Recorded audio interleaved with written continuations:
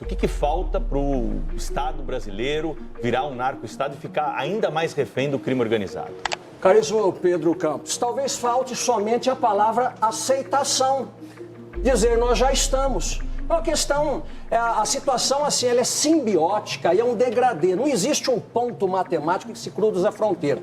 Um país que é o campeão mundial de homicídios em números absolutos, um país que, em contrapartida das 10 maiores economias do mundo, o Brasil nelas está inserido, é o único que não tem prisão perpétua, conquanto seja o país mais violento, já mostra que o Estado está centralizado na proteção dos direitos dos acusados. Pegue-se agora o plano de política criminal do ministro da Justiça. Eu fiquei escandalizado. É colocar na rua presos e não construir presídios para colocar encarcerados delinquentes. Nós temos muito mais gente que precisa ser preso do que preso que precisa ser solto. Antes de continuar, peço gentilmente que você curta, compartilhe e se inscreva em nosso canal. Ative o sininho das notificações para receber nossas atualizações em tempo real. Seu comentário é essencial, pois ajuda mais patriotas a terem acesso a essas informações importantes. Agradeço desde já a sua participação. A polícia evoluiu mais ou menos no mesmo nível da evolução do crime organizado? Absolutamente. Não.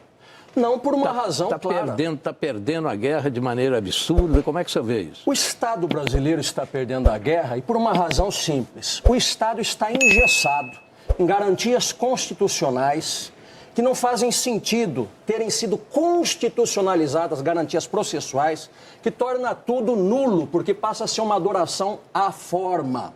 É o país no mundo ocidental que mais constitucionalizou garantias processuais, como se o problema fosse garantias aos acusados e não às vítimas. A palavra vítima você não encontra protegida na Constituição Federal, mas os direitos dos acusados muitas vezes. Isso significa uma filosofia de Estado e de política criminal, porque a polícia é um reflexo disso. A polícia vai ser um braço do Estado que neste momento é um braço que não está armado ou que não anda par e passo com aquilo que faz o mundo criminoso, que não tem regra, tem dinheiro ilimitado, inclusive, para comprar políticos e pessoas em posições estratégicas no Estado. A luta vai ser sempre assimétrica. Ou o país se conscientiza do grave momento em que vive, ou esse discurso da colombinização, se transformar a Colômbia de 85, da época de Escobar, está às nossas portas, ou está à nossa porta. Só não enxerga quem não quer ver, não é?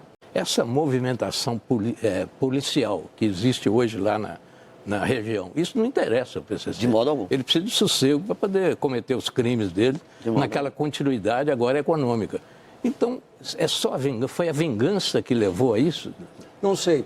Só um reparo, existe sim a sintonia de algumas organizações criminosas, tanto quanto existe uma guerra entre elas pela disputa bilionária do mercado de drogas. Verdade. Então é preciso dizer que grande parte dos homicídios hoje são praticados entre eles na disputa do bilionário mercado de drogas.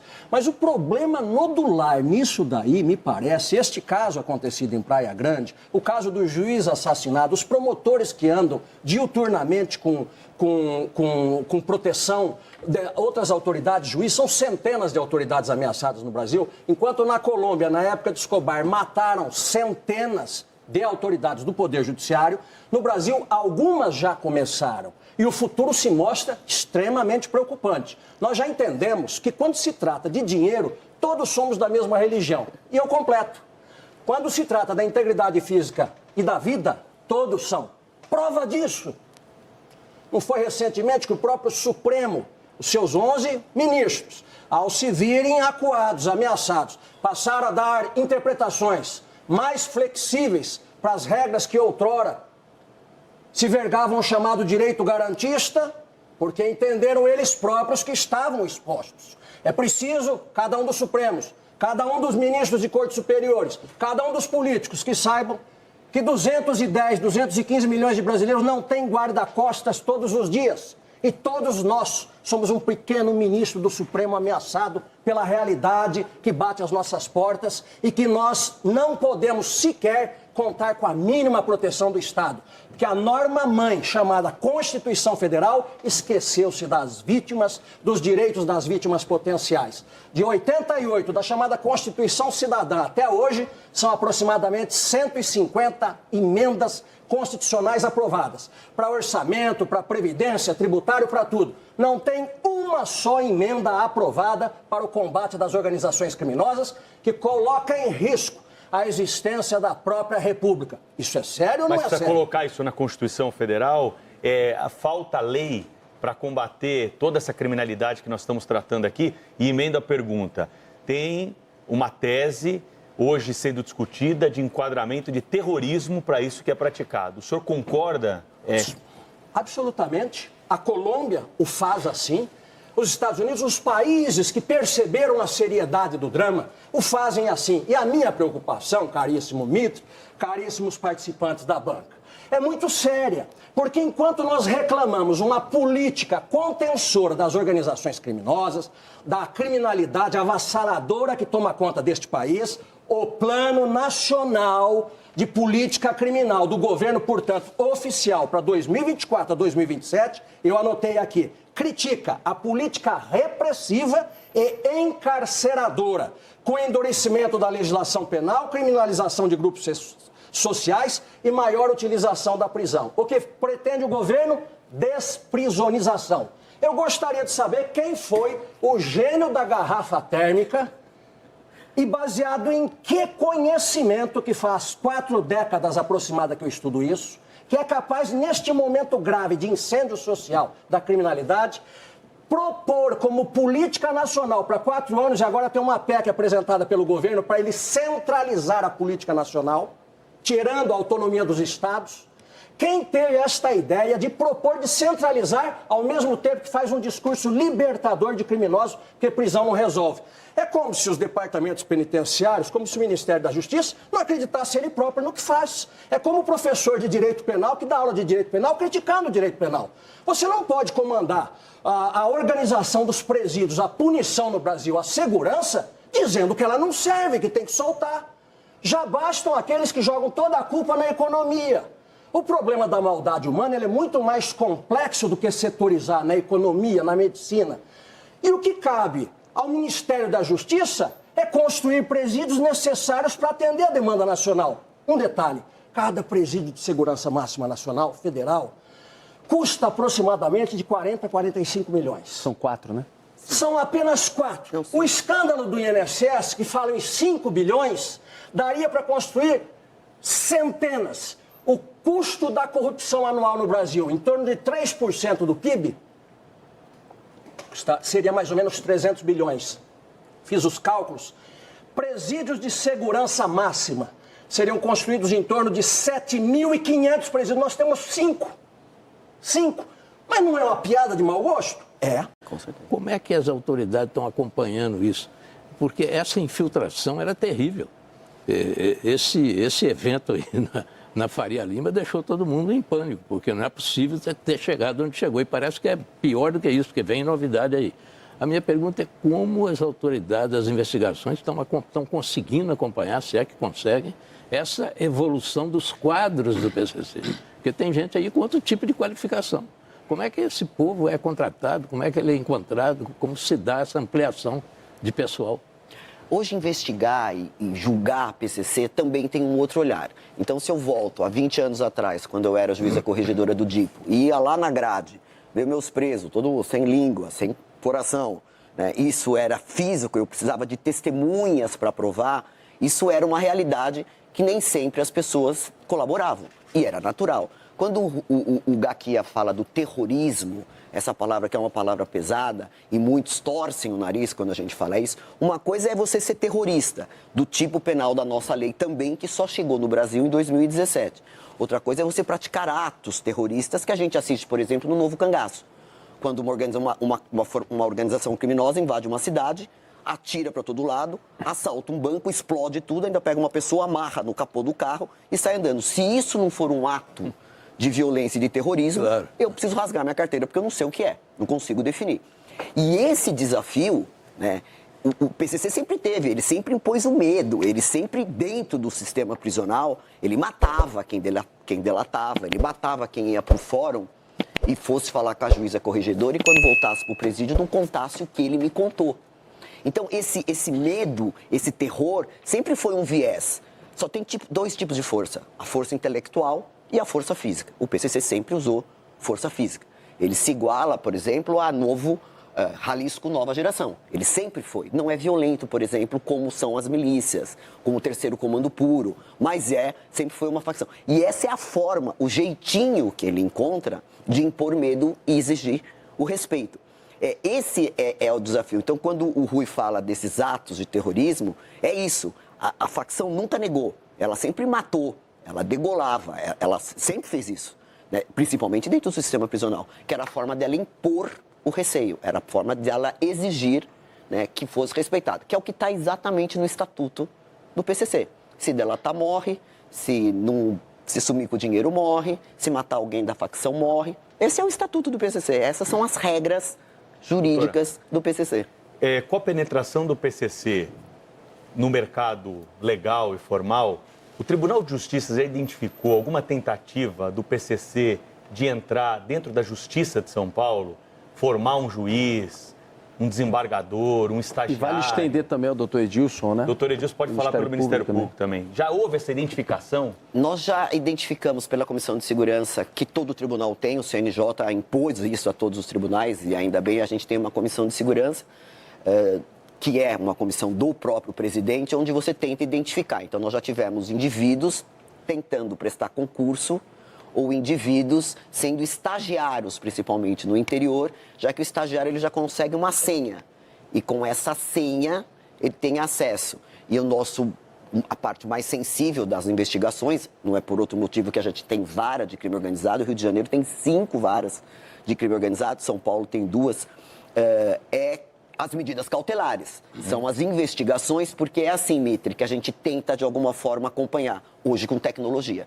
E essas investigações tecnológicas, com georreferenciamento, com quebra de sigilo bancário, com quebra de sigilo fiscal, com quebra de sigilo telefônico, é onde vem a resposta aí, muito rápida. Se você tem um indivíduo faccionado ou pago pela facção dentro desse sistema, o juiz decide o mandado de busca, a organização criminosa sabe antes do que todos nós. Esse é um desafio que a gente tem enfrentado. Então, mesmo nessa operação da Faria Lima, a Polícia Federal já identificou 7 das lideranças se evadiram e não tem dúvida que isso vazou. E esse é o grande desafio nosso, também dentro. E esse é o que eu falo, o nosso desafio é estar um passo à frente. Então, você tem toda uma estrutura, porque são pessoas que trabalham, então eu tenho um funcionário que é casado com alguém, e esse alguém mora numa comunidade e informa o crime organizado. Tudo isso é muito sensível, mas isso é o risco, né, que a gente tem. Mas sempre com informação, com contra-informação, para de alguma forma, se não evitar, né, pelo menos descobrir e tentar de alguma forma que isso não vaze. Doutor Edilson, Ministério Público também, essa preocupação que o Pedro colocou. Já foi detectado, mas tem um fenômeno mais fácil, funcional. Compram autoridades. Já existe. Já foi afastado o juiz, já teve investigação sobre o promotor. Compram. Há resistências mentais tão diversas quanto os dias da semana ou as estações do ano. Alguns não resistem a um determinado valor, outros se dobram, independente da função, do cargo, da profissão.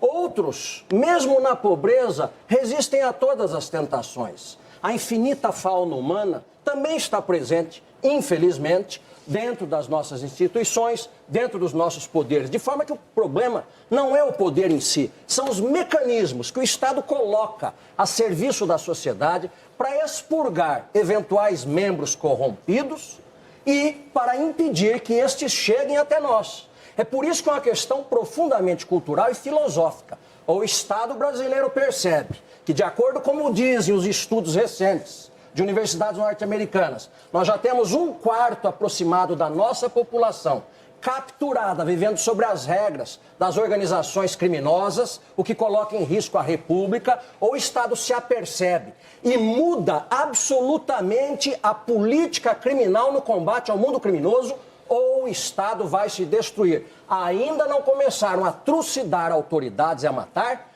como fizeram na Colômbia, porque confiam na corrupção.